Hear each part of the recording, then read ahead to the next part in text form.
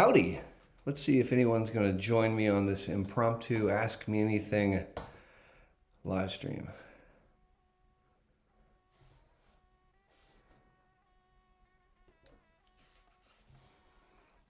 It's a Saturday. I'm off work today. I would really like to say hello, howdy, hi, and answer any questions people may have. Let's see what happens.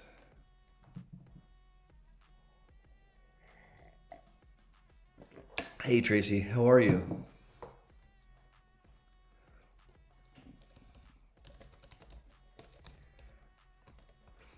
Hey Stephanie. Hello Katmar. Hey Rachel, how are you?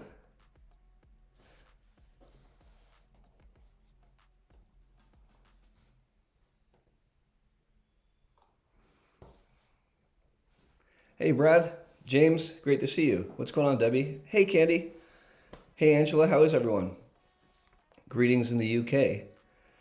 Jennifer, good to see you. Kathy, hey Caesar, good to see you from Mexico. Kathleen, how are you doing? Christy, this is fantastic. It's a really nice Saturday morning outside, and I don't have to go into work today. I thought I would spend a few minutes and jump online and say hi. Leona, thank you for doing the MS Walk. I have great news to share with you next time we chat. Hello, Kevin. Hello, Cara. Hello, Emily. Hey, Nate. Shelly, it's good to see you from South England. Doug, how are you, my friend? Hey, Amy, how are you? So let's do some questions. Amy starts off with a good question. Whoops, that's not what I wanted to do. So here's a question coming from Amy. I'll stick it right here. And she writes, I actually had a question. If vitamin D is still below 50, how many IUs should I take? So you bring up a good point. The goal is not the number of IUs, it's the blood level that we achieve. And it's my belief that we want to get a blood level, as you point out, above 50, but below 100. That's the range that we want it in. And so if you're not there, then we want to supplement with more vitamin D. So I don't know what you're taking. Let's pretend that you're not taking any vitamin D and you find out that your level is below 50. I would probably start you on 5,000 international units once a day. And I'd have you do that for a couple months, and then we would recheck it. If it was still low, then I might put you on 50,000 weekly, and I would check it again. So that's a great question. Angela, one of our wonderful moderators, says that she's been practicing for the mile walk. I think that's fantastic. Audrey, good morning. Coffee in hand for sure.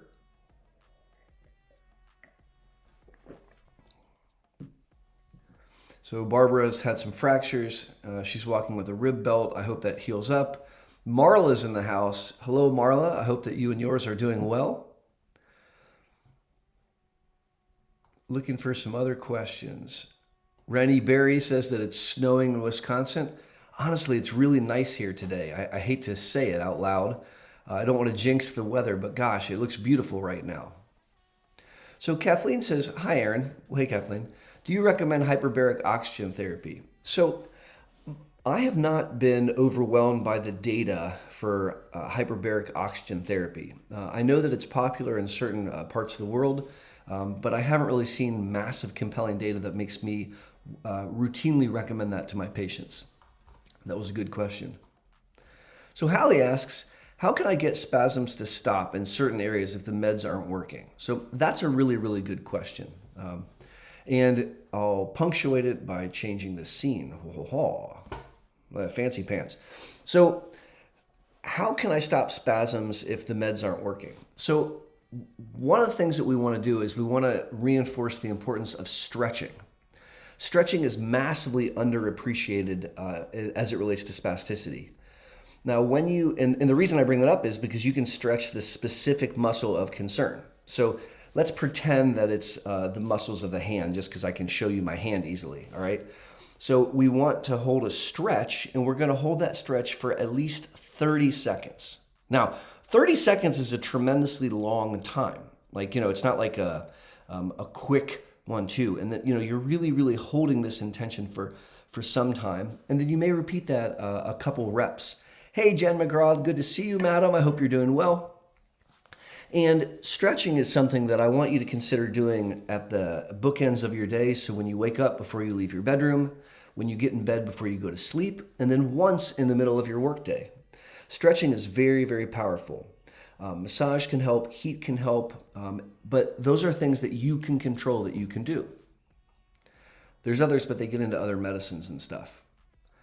Got some great questions here. I just don't want to skip any.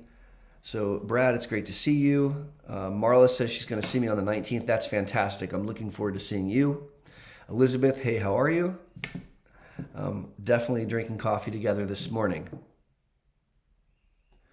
So Stephanie asks a question about Baclofen. And so let me, I'm moving things around here that I don't want to be moving. I'm not going to quit my day job, guys. So Stephanie writes, just prescribed Baclofen living with MS for 23 years. If I start taking, is there a time frame on how long it can be taken? So I should start by saying that I'm definitely not in a position to give you medical advice, right? So I'm not giving out medical advice on the interwebs. And what I'm saying is intended to help give you information and education so that you can go and talk to your doctor. So please don't take what I'm saying as giving you medical advice or trumping your clinician, because that's simply not fair. So Baclofen lasts in the human body for about 5 hours. And so one way to answer the question is to think about how long it lasts when you take it. But I don't think that's what you're asking. I think you're saying, how long can a human being be on Baclofen? And there's no concerns taking Baclofen long term. I have patients that have taken Baclofen for 20 some years, and they fare very, very well. So I'm not concerned that being on it too long is going to make something bad happen. So Debbie said, just about to start Copaxone. Pick this because the less side effects. I'm 58 with mild changes in sensation. Should I have been braver and picked something stronger? So that's a very good question, Debbie, but it's really a question that only you can answer. When I am talking to a family about MS disease-modifying therapy, I am fond of saying the following sentence. I want you on the very most effective drug that you're comfortable taking. So I want you on the most effective drug that you're okay taking. And if the most effective drug that you're okay taking is Copaxone, which is a low efficacy drug when you think of the whole armamentarium, that's okay. As you point out, Copaxone is extremely safe, very, very. And so I don't want to talk somebody into taking something that makes them scared or uncomfortable. You have to feel comfortable with it. Now, if you were comfortable taking a more effective medicine, well, then I would certainly entertain talking to you about that. So Deborah Laws writes, I'm on Okervis and I love it. Relapse free since I started 3 years ago. That's really awesome. My question is, how long in general does it take for your B cells to replenish? I seem to get colds frequently. So that's a great question, and we should unpack that. And let's celebrate by changing up the scene. Now, some of you guys hate when I use the Snapchat filter, and I hope that you're not offended by it. I have to be honest, it's kind of fun for me. So look, I'm a cartoon character, haha. So let me use this cartoon persona to answer your question. When you take Okervis, it knocks down your adult B cells. It kills your adult B cells. And it takes 6 months to make new ones. So if you just start Okervis and you take a dose, 6 months later, you're going to start to make B cells coming back. However, it's been my observation that if you have been on Okervis for quite some time, a couple years, then it oftentimes takes longer for the B cells to come back, somewhere between 9 and 12 months. Candy Duncan, an amazing young lady, writes the following question. What all clinical trials are you currently doing?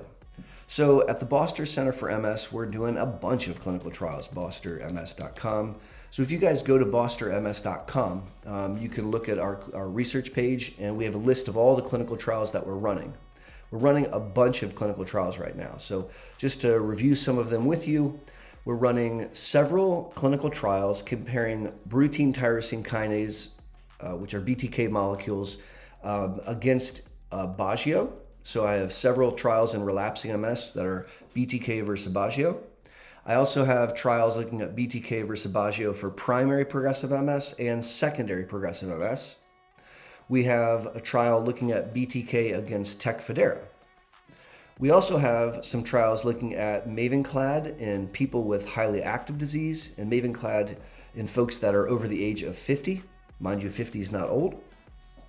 We have several registries that we're doing. We're doing a registry for MS patients, starting new medicines or switching medicines. We're doing a registry for people with neuromyelitis optica. We have an MS clinical trial for children, so people under 18, looking at Okervis versus Gilenya.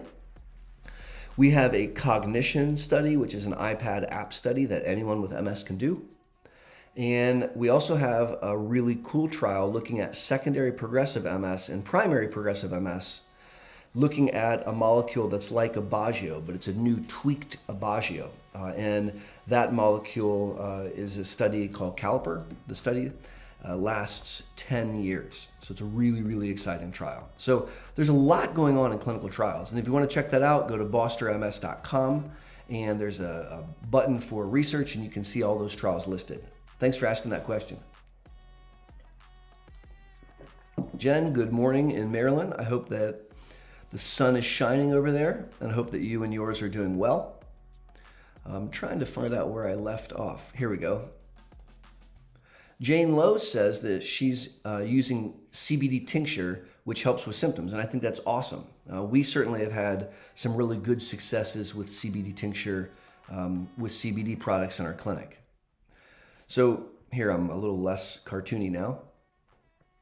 Good morning from Pittsburgh, Pennsylvania. Great to see you. So Christian asks, what's the best chance of reducing possible relapses if switching from Tysabri, B-cell depletion or immune reconstitution therapy? So there's been no study that compares Limtrada against Tysabri or Limtrada against Okervis for that matter. But I do think that the drugs you've listed are the right ones to be thinking about. If I was going to leave Tysabri and I wanted to at least stay on the same level of efficacy or go up, then those are the drugs I would think about. A B-cell depleter like ocrelizumab. I would think about alemtuzumab, Limtrada. Those would be my first two choices. And if there was reasons why we didn't feel comfortable doing one of those two choices, then I might consider Mavenclad.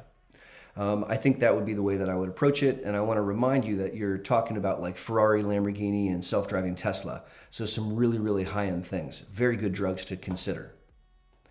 So Marin Nelson writes, I had my annual MRI yesterday and the tech specifically asked me if my DMT was Tysabri. It's not, but when I asked why it mattered. She said that they are seeing brain bleeds with that DMT. To use polite language, that's bullshit. I'm not remotely sure why someone would say that to you. And honestly, even if it was true, that's inappropriate. The tech shouldn't be saying things like that because that's fear-mongering.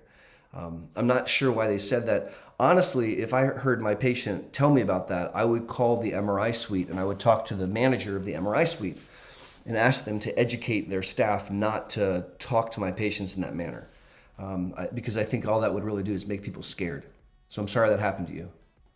So Paul writes, hi doctor. Well, hey Paul. I was due to start year 2 of Mavenclad last October, but the lymphocyte count was low, stuck at 0.5. Is there anything I can do to boost my count? So, Paul, that's a really good question. And just for the 101 folks that have been kind enough to join me today, let me kind of level set what we're talking about. So Mavenclad is a medicine where you take 10 pills the first year, and then you wait a year, and then you take 10 pills the second year. So when you take 10 pills the first year, it drops your lymphocyte count. So that's what Paul's talking about. And then before you take the second year, you want to make sure the lymphocyte count comes back up. So you want it to come up to 0.8. So at 1 year, Paul found out that his lymphocyte count hadn't come back up all the way. It was still at 0.5. So what the package insert says is you keep following the lymphocyte count for the next 6 months. And if within 6 months it goes above 8, giddy up, and then you take your Mavenclad at a delay. If it goes past 6 months and the white count never came back up, then they recommend not giving it. And so that's the way the label is written. Now, your question is there something that I could take to boost my white count? And the answer is yes, and you would never want to do that. So there are medicines that are used in oncology which stimulate white blood cells to grow. But the thing is, we don't want your white blood cells to grow because they attack you. And so that would really risk triggering some significant autoimmunity. So the better part of valor, honestly, is to wait. Now, I want to remind you that if your counts are low, you're treated. So it's not as if like you can't be dosed and you're not under protection, because I would submit that you absolutely are, because your counts are low right now. That's a great question. Thank you for asking it. Elizabeth Murphy writes in, hello, well, howdy. Newly diagnosed, getting set up for Okervis. I'm terrified. Anything that I need to know? This is all new to me. So Elizabeth, welcome. Thank you very, very much for jumping on this live stream. My name's Aaron Boster, and I'm an MS neurologist in sunny Columbus, Ohio. I make YouTube videos for people impacted by MS, and I've been doing that since 15, excuse me. I'm making stuff up. And I invite you to look through my YouTube channel. Specifically, there's a playlist called Start Here. And that's where I like people who are newly diagnosed to start learning. I have a particular video for newly diagnosed patients that I would love for you to watch. I also want to share with you that on average, it takes my patients about 2 years to become emotionally comfortable with this disease. Now, that doesn't mean that you don't intellectually understand what's going on quicker, because you will, but emotionally it can take you upwards of, well, I wouldn't say upwards, I would say it takes about 2 years, not 1 year and not 3. And so I understand your comment that it's scary, like you're going to take this medicine and that's scary. I think it's really important that we frame the risk benefit of the medicine. So here's the risk benefit of the medicine. And we frame that inside the risk benefit of the disease. As a guy that's been helping people impacted by MS for a long time now, I'm not scared of Okervis. Why? Well, I helped the clinical trials I ran some of the clinical trials that led to its development, and I've given thousands of people literally this medicine. So I've grown comfortable, which doesn't mean you should be comfortable. I'm scared of untreated MS. I'm terrified of undertreated disease. I'm terrified that you'll lose function and I can't get it back for you. And so that doesn't make me right and you wrong. It just means that we have different perspectives because we have different experiences. I think it's okay to be scared. And I want to remind you of the definition of bravery. So bravery, in my opinion, the good definition is to do something despite being terrified. And so I imagine if you have loved ones and family and friends, if you have a village and you want to be there for that village, you want to be the best version of you that you can be, then you're going to forge forward and you're going to take the therapy despite being scared. It's my hope that with some time under your belt, that fear is going to go away. That was a great question, Elizabeth. Thank you for joining us today, and I hope you check out the channel. Jennifer writes, Tysabri extended dosing. What's your opinion? 6 versus 8. 8 is too long. 8's not okay. 6 is good. 8's too long. Don't do 8. Do 5 or 6. That's my opinion. Emily writes, are there any muscle relaxants that are less sedating? And that's a really good question because all the muscle relaxants have some degree of sedation. I find Baclofen to be less sedating than Xanaflex, that's tizanidine. And I also find Baclofen to be less sedating than Flexeril or Soba. So if I had to give you an answer, it'd be Baclofen, but it's still really sedating. Now, I want to share, Baclofen is like beer, right? So if you're 16 and you get a hold of a beer and you drink it, you feel it. Woo! So I may drink a beer or two to decide if I feel like drinking beer. Why? Because my body's gotten used to it. And in a similar fashion, when you start taking a medicine like Baclofen, it can hit you. And over time, you can get used to it. So for example, when I start someone on Baclofen, let's pretend that the dose that I want to start them at is 10 milligrams 3 times a day. So 10, 10, and 10. I'm not going to start them on 10, 10, and 10. I'm going to start them on 5 milligrams before bed. And I'm going to have them do that for a full week. That way their body gets used to it. Then I'm going to have them do 5 in the morning and 5 in bedtime and do that for a week. Again, I'm slowly letting them get used to it. Then I'll go 5, 5, and 5 for a week. Then 5, 5, and 10. Then 10, 5, and 10. Then on the 6th week, we finally get to 10, 10, and 10. We've taken 6 weeks to get up to an entry-level dose. That way, your body acclimates and you're less sedated. Carla says, howdy, hi. Hello, Carla. All right, so usually numb limbs writes, do you recommend any cooling activewear? Yes, I do. 1 second. Let's change it up. Woohoo! So do I recommend any particular cooling activewear? I do, but I should say I don't have like a financial relationship with a company. I don't get a kickback or something like that. I wish I did, but I don't.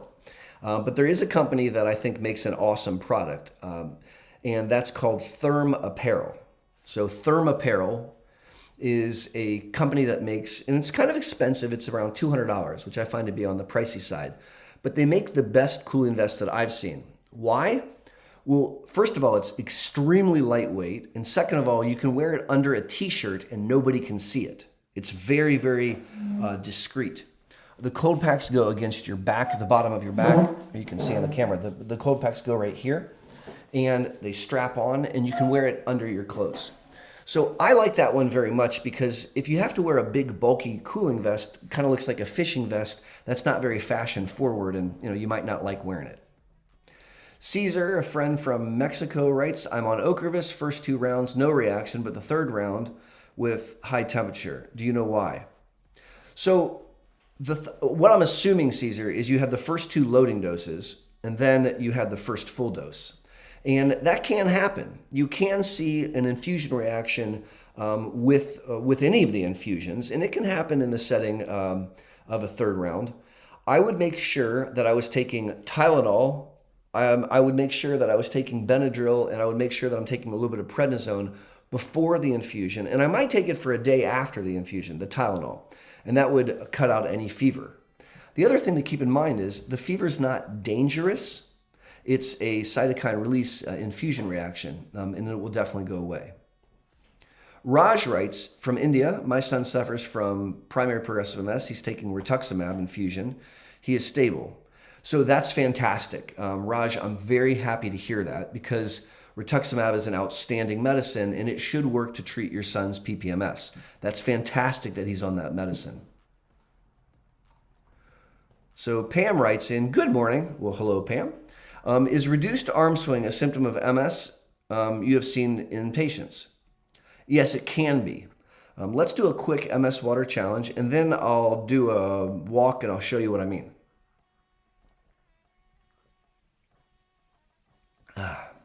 That's good.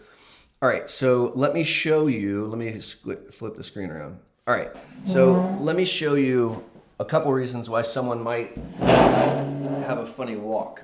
With not moving one arm. So let's pretend this is the affected side. Now, one reason that you cannot move this arm is because of weakness.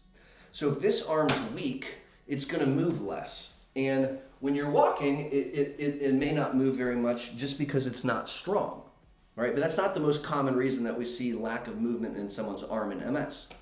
A more common reason is because of spasticity. Spasticity is a situation where muscles that oppose each other no longer communicate properly. And if there's damage to the brain and spinal cord, which can happen in MS, the muscles that do this overpower the muscles that do that. And the muscles that do this overpower the muscles that do that. And so in an extreme case, you can see someone's arm curled in like this. And you may have seen someone in a different neurological condition like a stroke or cerebral palsy, and they have an arm like this.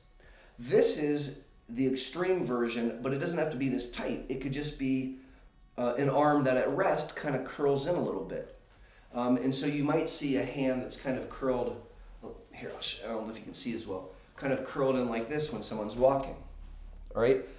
With a clenched fist and with an arm that's flexed and rotated, all right? And so you can kind of see someone doing that, and that might be a reason they don't move their arm. Now, there's lots of other reasons why you don't move your arm when you're walking. There's other neurological conditions. There's also musculoskeletal injuries. But could that be a symptom? Yes. How do we sort it out? We watch. So one of the most important things I do when examining a patient is if they're ambulatory is I watch them walk. Great question. So Angela has a question, or she's sharing, finally scheduled for my first Okervis next week. Good job. That's awesome. Congratulations. So Susan writes in, Susan Fabian writes, I found that injections in the spine or hip, wherever the source of your spasms start, helped. Good, I'm glad to hear that. So JB Nortfleet says, good morning. Well, howdy, hello, hi. Jennifer says, you look great as a cartoon. Well, thank you. So, the Snapchat filter is fun. I wonder if I can change it up and not upset too many people. That's me without a beard. All right, let's see. I'm changing up the picture back here, and here's a different version of a cartoon. I hope you don't hate this one. That's wild. It's kind of a crazy. There, that's one that you've seen before. This is just wild. All right, let's look for some more questions.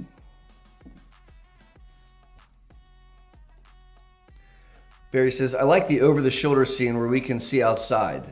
All the filters are fine if they make you happy. Well, thank you. That's really nice of you.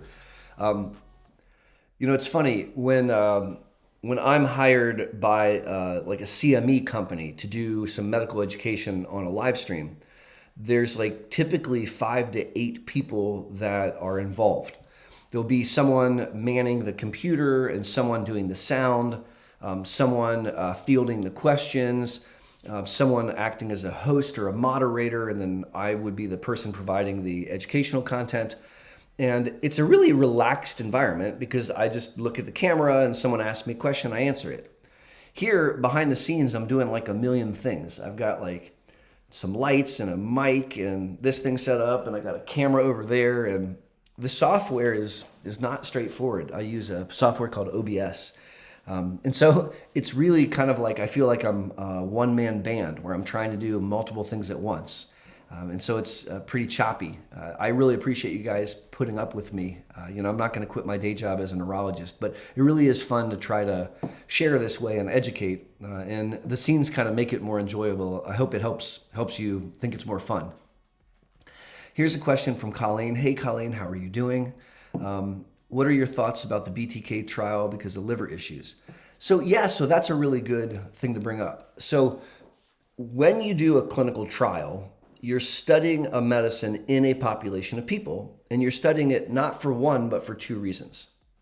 One reason you study is to see if the medicine is effective in treating the condition that those people have. So in this case, can BTK molecules help treat MS?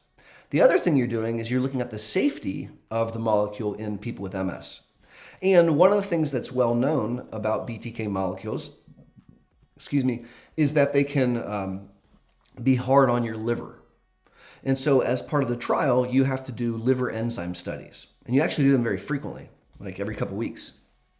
And in the process of doing the trials, there's now been 2 different BTK studies, one with evobrutinib and one with tolebrutinib, where some of the patients had really high liver enzyme elevations.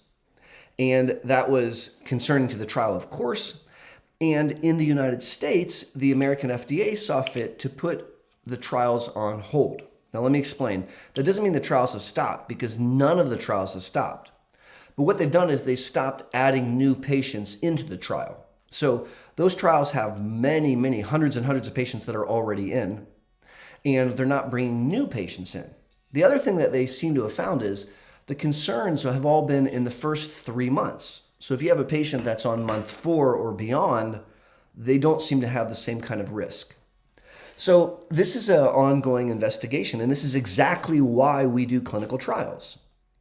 This is not a surprise because we knew that there could be liver enzyme issues, and so we're in the process of studying it. That's a good question.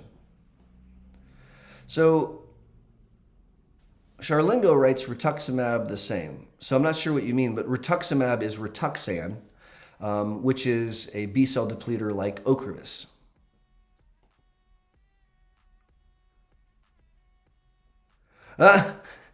Tracy writes, she thought she had a stroke. She turned away and I turned into a cartoon character. Thanks. So Julia writes, "Hi, Dr. Boster. Hello. Finally caught a live stream. Well, thank you for being here, Julie." She writes, there it is. "My muscles are tight and spasming, become really bad on the side, on my gut side. I'm trying Baclofen, Tizanidine, gabapentin. I just tried Sativex." And so spasms of your side can hurt like the dickens.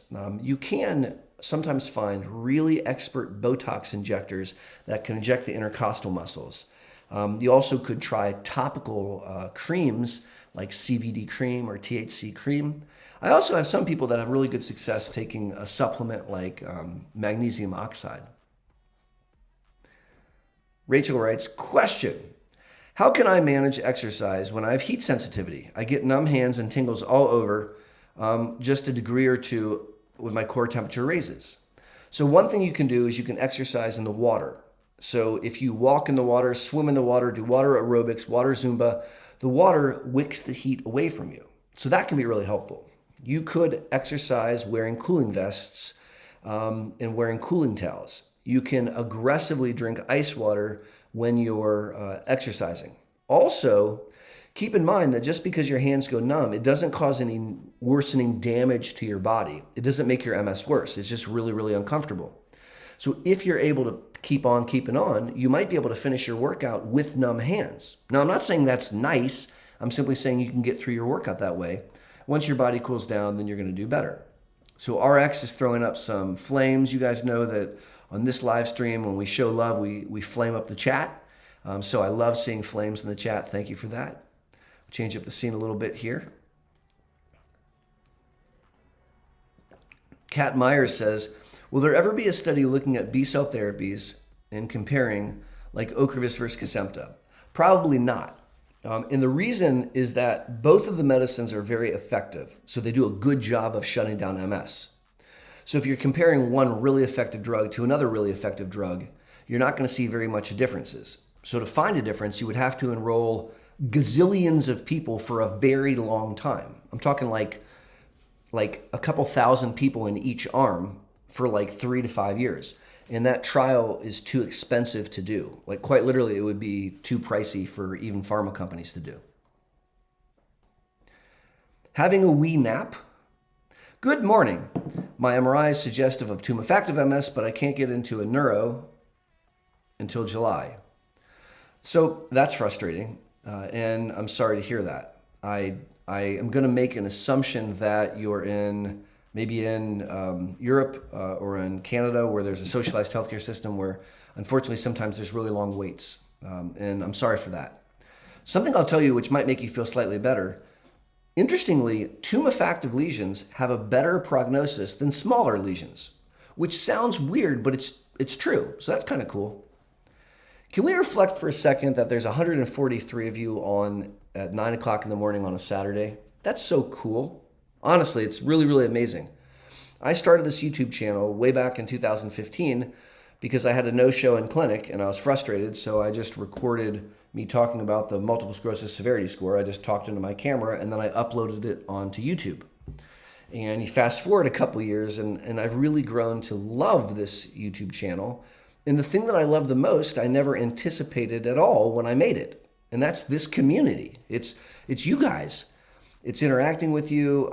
It's answering your questions and reading your comments in the chat. And it's really beautiful. And so I'm touched. And thank you very much that without any prompting, I really wanted to talk to you guys this morning. And there's 145 of you that have joined me. So thank you very, very much.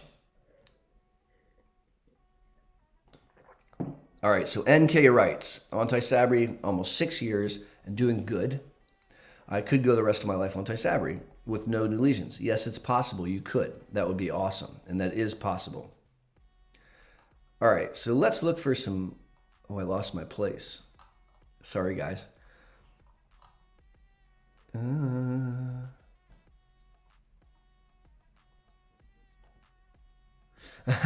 Jen says she loves seeing the evolution of the live stream. Tech, thanks. I really appreciate that. Sometimes I think I might get a little too fancy pants and there's too many transitions and it makes it hard on people. So I try not to be too flashy, but it is kind of fun, like throwing up the comments and stuff. I like doing that. For someone who failed ocrelizumab, what's the next option besides alemtuzumab? Would switching to natalizumab make sense? Yes. What's your opinion on treatment for RIS with an approved DMT? So for the uninitiated, RIS is radiologically isolated syndrome. That's when your MRI looks like you have MS, but you've never had an attack and you have nothing on your exam. And 1/3 of those patients go on to have clinical MS, and I treat them. So I absolutely treat them. I always have. I think that the likelihood of going on to have MS is nothing to sneeze at. And if we have an opportunity to quell that, then I want to. And so I treat RIS. Mystic Firefly is a cool name. I had an MS relapse back in October. I'm still waiting to start Mavenclad as Copaxone failed me. Is this normal to take so long to switch meds? No, it's not. Ha! Brass T says, Baclofen, T, and Dr. Boster. God bless. Eric Ott, good morning.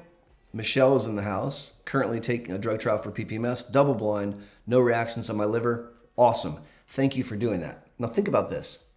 If there weren't people like Michelle Kimmel, then we would have no medicines to give patients. Because we could invent a medicine that we think is like the bomb.com, like here, this is it, this is going to be great. But if we can't test it, then we don't know that. And the only way to test it, the only way that I know how to test it, is to test it in people. And so we need folks like Michelle who are brave and willing to donate their bodies to help us figure stuff out. So let's all give Michelle a thank you. Maybe we could throw some hearts in the chat to tell Michelle how appreciative we are that she and people like her are fighting and helping us develop new drugs. That's really cool. Thank you for doing that. All right, so NYNC. Can MS or high-dose solumedrol cause elevated liver enzymes? MS cannot cause elevated liver enzymes. Solumedrol could be processed by the liver. What else do we got? We got a Heidi Sweeney. Let's change up the scene. Wha-cha! So nice to have coffee with you. Well, thank you very much. I think it's kind of nice too. So happy morning. I love your videos and your encouragement. Oh, thank you very much. Well, I really appreciate that. That's very nice of you to say. Let's see. Michelle writes, PPMS trying to figure out a way to eat and prepare meals. And that's real, right? In the real world, it's hard, and eating healthy is hard. It requires a lot of food prep. If I was to provide a hack, it would be to use a crock pot. I'm a big fan of setting up a stew in a crock pot or some type of meat in a crock pot, and then I can eat from that for most of the week. What do you know about lion's mane mushroom and brain health? So lion's mane mushroom is really, really interesting. I've read some about it in the scientific literature, and it looks like it mimics brain trophic factors. So it mimics things that neurons need to grow. And it can stimulate your own brain neurotrophic factors. And so there's a thought that it could help brain growth. It's been used anecdotally for cognition and attention. And I think that given that profile, it would be pretty interesting to give it to folks impacted by MS. So I think it's interesting. There's no hardcore science, but I definitely think it's worth exploring. Let's see here. Brooke writes, magnesium and high CBD edibles help spasm. Facts. Absolutely spot on. That's right. Magnesium's great for it, and so is CBD. So here's Cinderbella. That's a fun name. My wife's first event noticed one side was completely paralyzed. Wow. 10 days in the hospital, and she recovered. Thank goodness. She wasn't diagnosed then as MS, but it was a possibility. So Elizabeth Wolf is showing up some flames. Thank you for that, Elizabeth. Christian writes in, what are some good treatments, medicines for dealing with regular headaches and jaw cheek pain? Unsure if it's caused by lesions of the spine. So there's a lot that we can do for headaches. The first thing I want to know about is, are you getting 8 hours of restorative sleep? That means that you're asleep for 8 hours, getting good, proper sleep. And if you're not, that's the first thing that I want to do, is address that. The second thing is I want to know what your nutrition's like, and if you're living on processed foods and sugar, then I want to undo that drama. I want to make sure that you're getting adequate water. So that's 120 ounces for a gentleman. And I want to make sure that you're getting adequate protein in your diet. That's a gram per kilo of body weight. Then I want to make sure that you're exercising about an hour a day. Now, if we do all those things, I bet $1 that your headaches plummet. And if that's not okay, then we can look at doing some medical things. That's how I would approach it. So Eve writes, for relapses, do you recommend trying to just ride it out or prefer treating? I don't recommend riding it out for 2 reasons. One, a lot of relapses are functionally problematic. Like I can't move my leg, or I can't see out of my left eye, or I'm seeing double, or my face feels like it's burning. So treating the relapse hastens recovery. But I am of the opinion that treating a relapse probably helps slow the disease. Now, that's not a majority opinion. Most neurologists will say that the outcome's the same, but I think that our ability to assess subtle brain damage from an attack and its impact 10 years later isn't very good.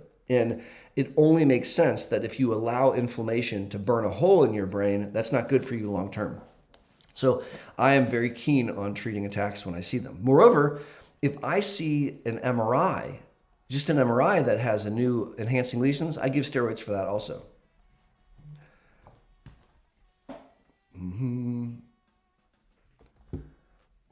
Let's see here. How do you first diagnose someone and know if it's PPMS or RMS, diagnosed a year ago? That's a good question. Let's change up the scene. Haha. So I'm going to answer your question as a cartoon character, and I hope that's not offensive. I just think it's really cool. One second, let me see if I can change this up. Well, it's not working. We're stuck as a cartoon character. So the way that you sort out PPMS from RMS is based on the history. It's based on the clinical experience of the human. So if you have a clinical history of a relapse, an attack, a flare, an exacerbation, then you have a relapsing form of MS, period. If you don't have a history of a relapse, if you instead have a slow, steady decline in function lasting longer than a year, in the absence of a relapse, that history is more suggestive of primary progressive MS. And then when you get into the diagnostic criteria, you can still use the brain and the spine MRI and the spinal fluid to help further characterize that. But the real crux of it is done based on the clinical picture. So Elizabeth now let's see here. Elizabeth Wolf writes, Dr. Boster, you give so much. Oh, that's nice of you. Thanks. What do you enjoy doing for self-care to disconnect? I am not very good at self-care and disconnecting. It's a fact. I work a lot, and I spend a lot of time thinking about how to improve the lives of people impacted by MS. I, in the past, have been really good at exercising, and I used to have friends and hobbies, but I don't so much anymore. I'd like to tell you something different, but it's a works in progress right now. I am trying to do some lifestyle things to find some peace and happiness, and so I'll let you know as things evolve. But I am not a balanced, well-rounded guy. Heath says, I have relapsing MS. Cold weather affects me a lot. Is there anything else to do for the cold? So not being dumb, but avoiding cold is a goal. Now you could move to San Diego, or you could stay in warm environments, although that's very hard because you got to leave your house and it's cold outside in the winter. So I get that. That stated, trying to accommodate by dressing really warm can make a big difference. I'm assuming that the way the cold affects you is you get stiff and spastic, and so stretching and taking oral medicines like Baclofen can be very helpful. So Heidi Sweeney is up early. She's on the West Coast, and it's 6 a.m. out there. There's 166 of you online, and that's awesome. Now, I have a situation here where I need to go to the bathroom, but I don't want to stop the live stream. So I'm very hopeful that 166 of you will stick online. I'm going to sprint to the potty. I'm going to go to the bathroom, wash my hands, and run back. And then I'm really hopeful that you don't leave. And then I'll do some more. Be right back. Please don't go. All right, so bear with me, pretty please, and I will be back in seconds.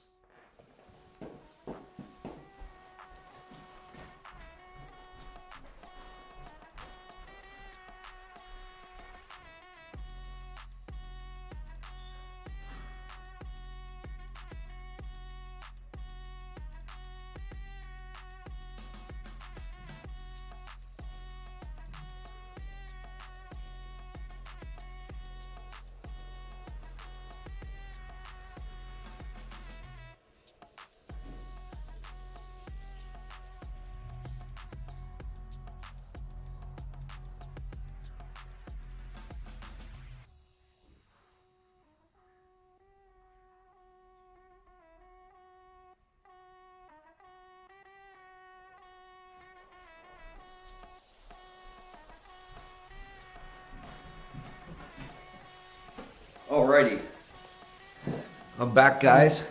Sorry about that.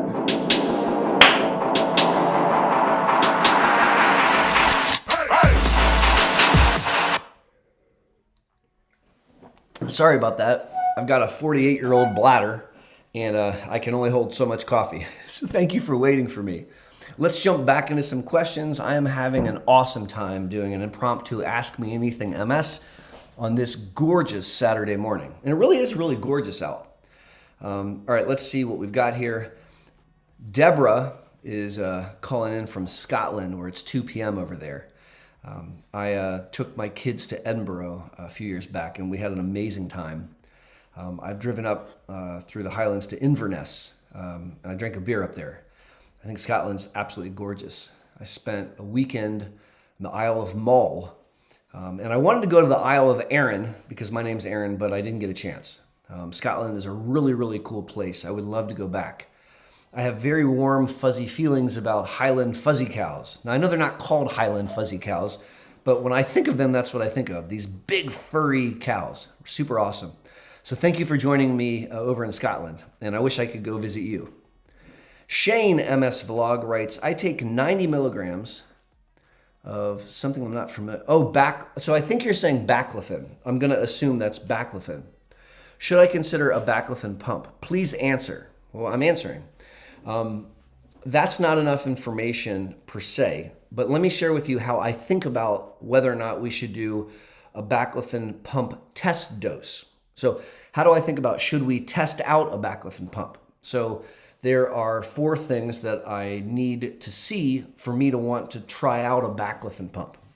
Number 1 is that the person is spastic. Now, I'm not trying to be silly because sometimes a tight muscle is not caused by spasticity. So we need to make sure that they actually have spasticity. That's number 1. Number 2, they don't like it. Now, I'm not trying to be stupid, because sometimes people have spasticity and they don't care. It doesn't bother them. So if someone's spastic and they don't care, then I'm not going to test it for a pump. So if they have spasticity and they don't like it, and what they're currently doing isn't working. So if you're taking 90 milligrams of Baclofen and it works great, then that's great. But if you're taking 90 milligrams of Baclofen and 10 milligrams of Xanaflex and Botox every 3 months and splint and physical therapy and stretching and aquatic therapy and it's not working, well, that's not okay. That's different. And then the 4th thing is that I need the person to be very responsible. I need them to be a responsible adult because when you have a pump, there are some responsibilities. And if you don't take those seriously, then you can end up in harm's way. So again, are you spastic? Do you hate it? Is what's currently going on not working? And are you responsible? And if the answer is yeah, then I would test out a Baclofen pump test dose. So for those of you that are not familiar, let's talk about what is a test dose. So a test dose is where we answer the question, if I give you Baclofen directly to your thecal sac, your spinal sac, so that's where the spinal fluid is, where the spinal cord sits inside a sac of fluid. If we squirt Baclofen in there, does it work better to treat your spasticity than if you take pills? And that's done in the clinic. I bring a patient in with their family, and then we do some testing, like we see how stiff they are, and we write all that down. And then I do a lumbar puncture, a spinal tap, where I insert a small needle and I squirt in the liquid Baclofen and take the needle out. That takes like 5 minutes. And then we observe them for the whole day in clinic. So every hour we come back and check on them and have them move around, and we talk to them and we identify firsthand whether or not that's helping. And if the baclofen test dose is successful, then we can go on and talk about getting a pump. There's some really great people online. I just want to say hi to Jana. I hope that you and yours are doing well. Hello, Carlin. Thank you for joining us. Tim, thank you for the flames. Let's keep on keeping on. Hey, Marla, I'm glad that you're here. Tracy, hello. Rennie Berry throwing up some flames. That's really great, guys. Thank you. Jen McGraw's got the right idea. So Vera says, yeah, you can only hold it so long. Thank you for being understanding. Matt is a cut snake. Yeah, that was quick. Ha! Baclofen is not a disease-modifying therapy. That's correct. It's raining in Youngstown, Ohio. I'll tell you, it's really, really nice here. Like, super nice out right now. I may take River for a walk when we're done. Maybe I can get River to come over here and say hi to you guys. River dog. River dog. Well, you know what? I think I let her outside. She's probably outside waiting to come back in. All right, so let's see what else we have. Good morning, everyone. Greetings from the Netherlands. That's fantastic. I had a chance to go to Amsterdam for ECTRIMS this past year. I love Amsterdam, and people are really, really nice in the Netherlands.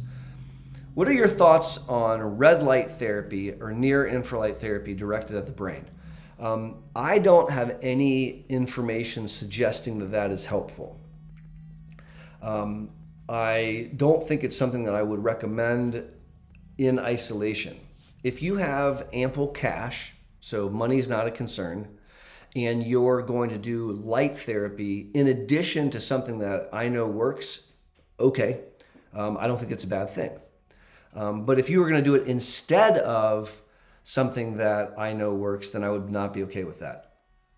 Voilà, on est à Montréal. Ça, c'est une ville extraordinaire. J'adore tellement. Ça fait... Probablement, c'est une de mes villes favorites peut-être dans tout le monde. C'est comme Chicago, mais c'est mieux. J'adore. Thank you very much for jumping on. Sunshiner is shining. I love it. So, do you guys want, if you wait a second, I'll go grab River and we can bring her in here, okay? Let's try that. Stay put. I'm going to run and get my dog and then we can say hi to her.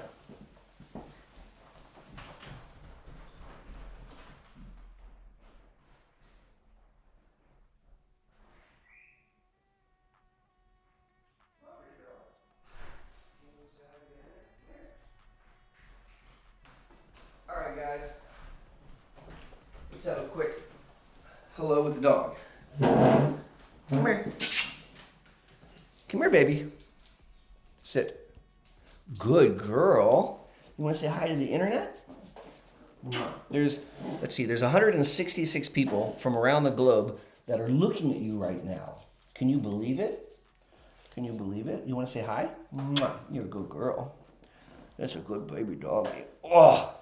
All right, you go lay down.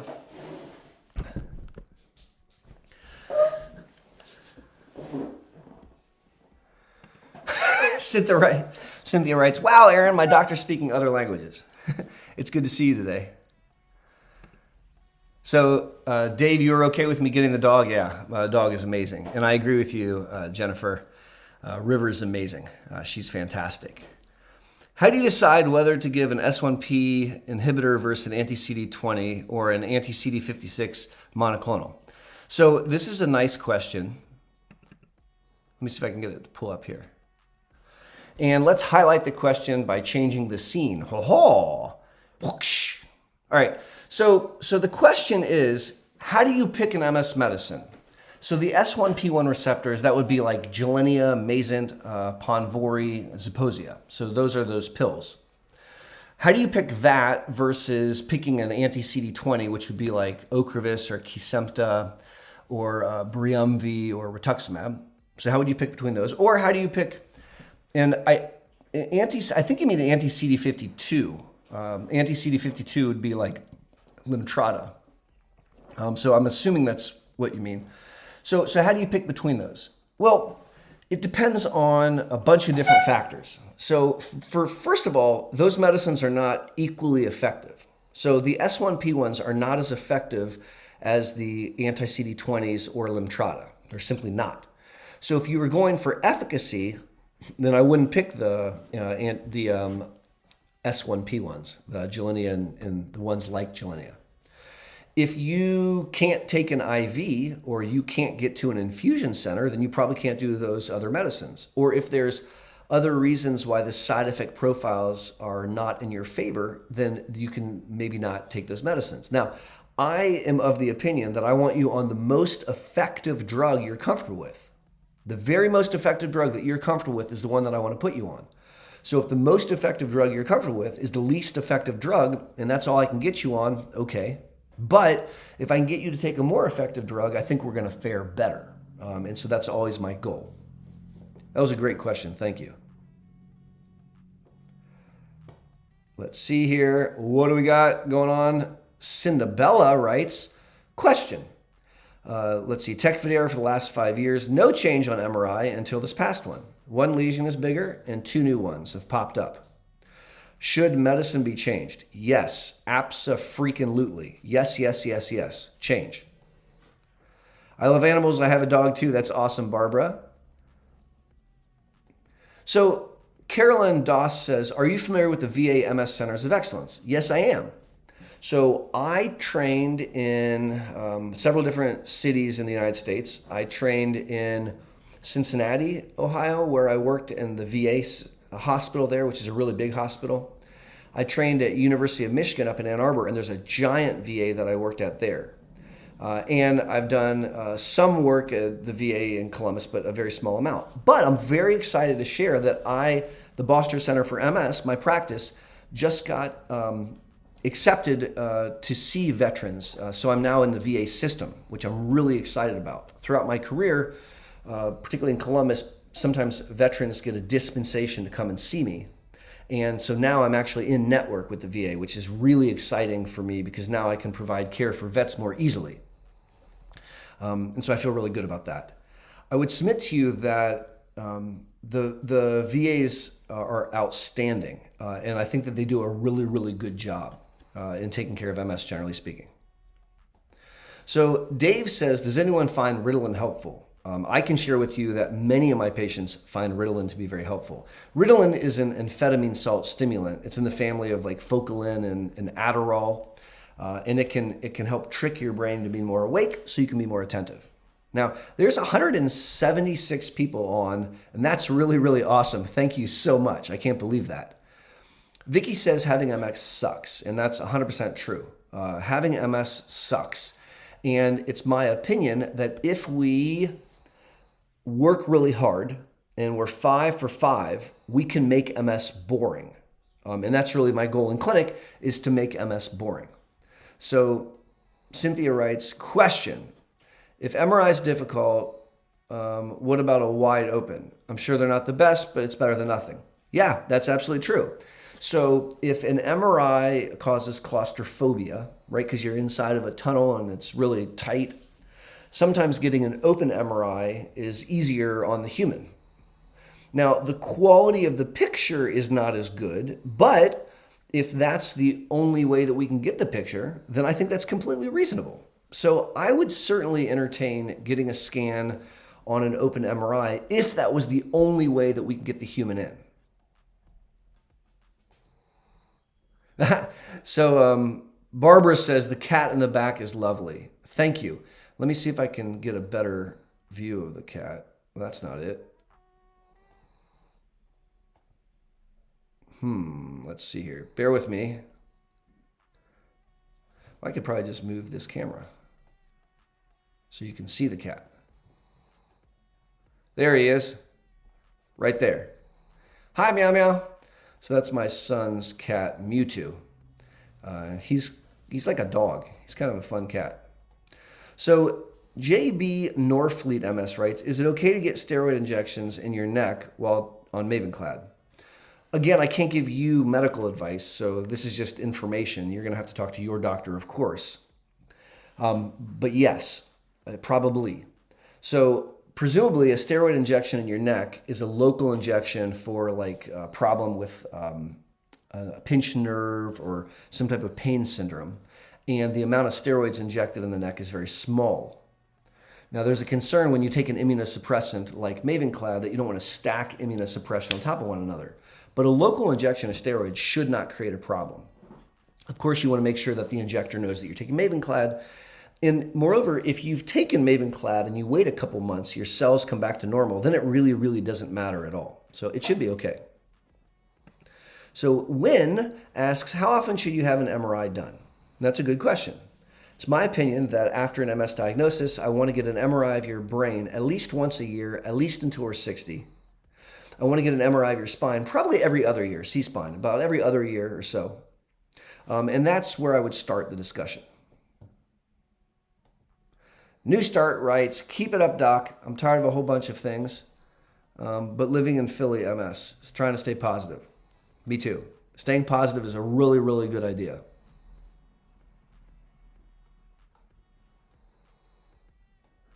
So Kate, with a C, writes, how do I identify a full relapse that needs to be addressed by my doctor versus just a new symptom that will go away within a few on its own? So that's a good point. You can't predict if a symptom is going to go away or not. My rule is called the 24-hour rule. If you have a new symptom lasting longer than a day, I want a phone call. What is the average age of onset of PPMS? 40. That's 10 years older than the average age of onset of MS, relapsing MS, which is 30. There were no changes on my MRI then or now. How can that happen? How can I have that bad of attacks with no evidence? My doctor thinks I had an infection that caused a pseudo-relapse. That's possible. But it's also possible that you had an attack and didn't see something new on the scan because the scan is not capturing every single thing that happens in MS. You could have an old lesion that reactivates, for example. So it is possible. What I want to focus on is how the human is doing, not how the MRI is doing. An infection could do that. That's true. What does frontal lobe lesion look like, and what symptoms do they cause? So the frontal lobes are up here, like it's this part of your brain, right, in the front. And the frontal lobes are involved in some language type stuff and some executive functioning, like so processing, attention, multitasking, stuff like that. And if you have frontal lobe lesions, you may not have any overt symptoms. You could have executive function difficulties or personality changes. Those are sometimes things we see, but not very commonly. Good morning, Courtney. Good morning to everyone. MS Water Challenge, yo.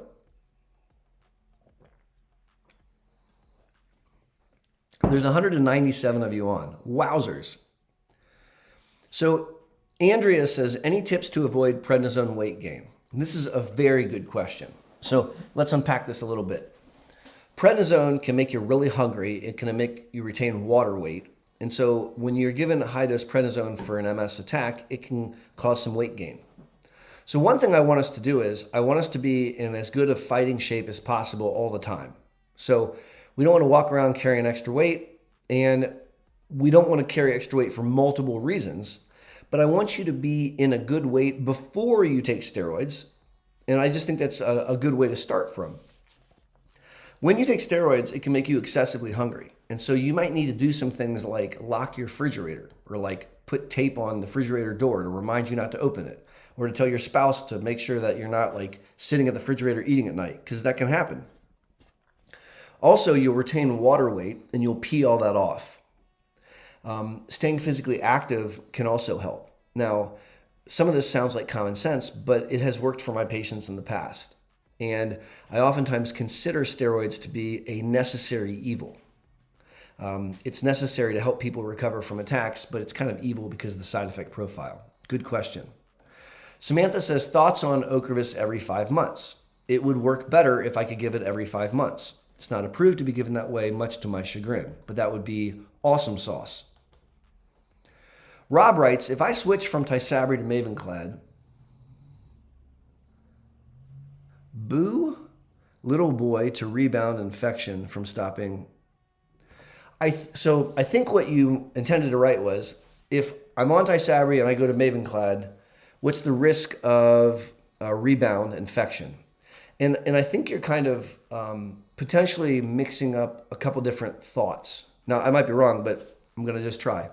So if you are on Tysabri and you're JC virus antibody positive, there's a small risk of an infection called PML. And there have been cases where someone's on Tysabri, and it turns out they contracted PML, but they didn't know it, and they switched onto a new drug, and then the PML manifested. And when they go back, they could see that there was PML while on Tysabri, looking at the MRIs. So the way that we mitigate that in the modern era is we do an MRI after we stop Tysabri before we start Mavenclad. It's a transitional MRI so that we can look at things and see if we see concerns before we switch. So the other thing that you might have been talking about is this concept of Tysabri rebound. Now, Tysabri rebound has nothing to do with infection. The idea is if you stop Tysabri cold turkey and then don't do anything for 3 months, there's a high likelihood that when you unbind your receptors, the cells will bum rush in the brain and cause a rebound multifocal attack. It's bad news bears. Now, the way that we avoid that is not giving a huge gap. We do Tysabri and then immediately do Mavenclad. And if there's concerns, you give Tysabri, pulse some steroids, and then give Mavenclad. And that's a way to transition more safely.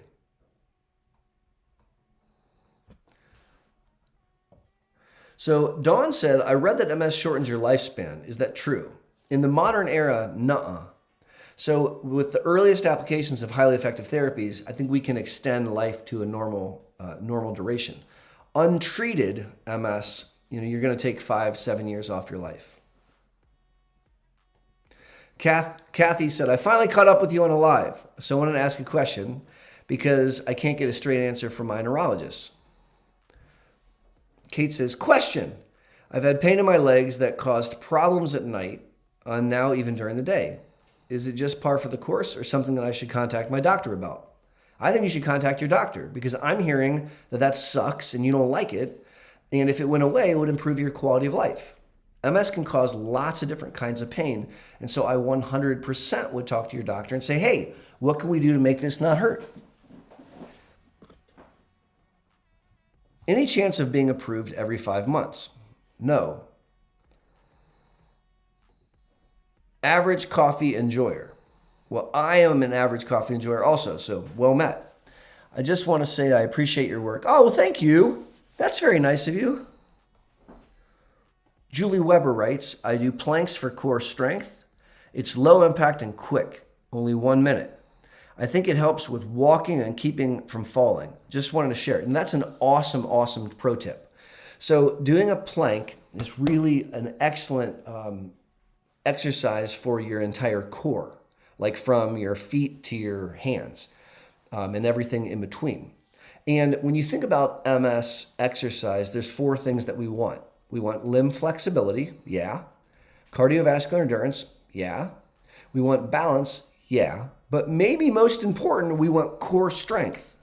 And core strength is achieved through planks. So I think it's great that you're doing that. There's all kinds of different planks you can do, side planks and all kinds of fancy stuff. Larry writes, my question is, my doctor took me off Gilenya and it's difficult to walk. Any suggestions? Go back on a drug. Yeah, that's concerning. I would talk to my doc. My inside of my body tremors are horrendous. It's all in my head and shoulders, and it's constant. I'm taking Okervis. I wonder about a specific med that I can take to manage these symptoms. So we're probably going to have to tackle that. Here, Okervis is over here. We're going to have to tackle that at the same time, doing something different. And we might need to be looking at medicines to try to deal with that separate, symptomatic medicines. And there's a couple that I would entertain that we would have to cycle through to try to find one that works. NYNC writes, can MS or high-dose Solumedrol cause elevated liver enzymes? Oh, I've answered this question. So ARR writes, how often does MS run on families? About less than 10% of the time. You'll see a cluster where like mom, uncle, brother all have MS. Tim M, does your immune system recover from Lemtrada doses? Or are you continually immunosuppressed on Kesimpta? 2 separate questions. So the first question is, does your immune system recover from Lemtrada? Yes. Takes about a year. Are you continually immunosuppressed on Kesimpta? Yes. You take a shot once a month and it constantly pushes down your B cells. So we would consider Kesimpta an example of chronic immunosuppression and Lemtrada as immune reconstitution or induction therapy. They're different.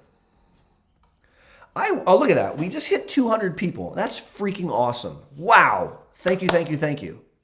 Guys, do me a favor. I'm going to need to wrap up this chat because I've got to get a little bit of charting done and I want to take my dog for a walk. Do me a favor and flame up this whole chat for me. Let's show the YouTube algorithm that this was a great experience and teach the algorithm that you guys like this so that it'll push it out for more people. Now, we can do that by your comments and by flaming up the chat. So I love the hearts. That's awesome. Thank you for the hearts. Love some hearts and love some flames. So you see what Mama Bear is doing there. She's got flames all over the place. Rochelle's got it going on. And Tracy's doing some flames. Thank you. Marla, some serious flames there. Tim has got some flames. Thank you, thank you. Egypt has got flames. You guys know what's going on. Eve Mosher has flames. Go ahead and flame up the chat for me and show massive love. I love the hearts. My name's Aaron Boster, and as always, thank you for learning about MS with me. If you're new, thank you for joining us on this live stream. Please check me out at bosterms.com. That's Boster. I'll write it in the chat, bosterms.com. Keep those flames coming. If you would like to receive our monthly newsletter, we have a brand new monthly newsletter. If you look at my YouTube channel under the community, I have a link listed. You can click that link and we'll send you a monthly newsletter called the Boster Corner. Go ahead and show me some more flames, guys. I'm loving it. Thank you very, very much. I have grown to love this growing global online community, and I can't wait to go back through the chat and see where everyone is logged in from. I'm going to continue to make Monday morning videos. I've been doing this for quite some time now, and as long as you keep watching, I'll keep making them. And I'm going to continue to do at least one monthly live stream, typically the last week of the month. I try to publicize those in the monthly newsletter. So until then, my name's Aaron Boster, and be safe and take care. Bye-bye, guys. Have a great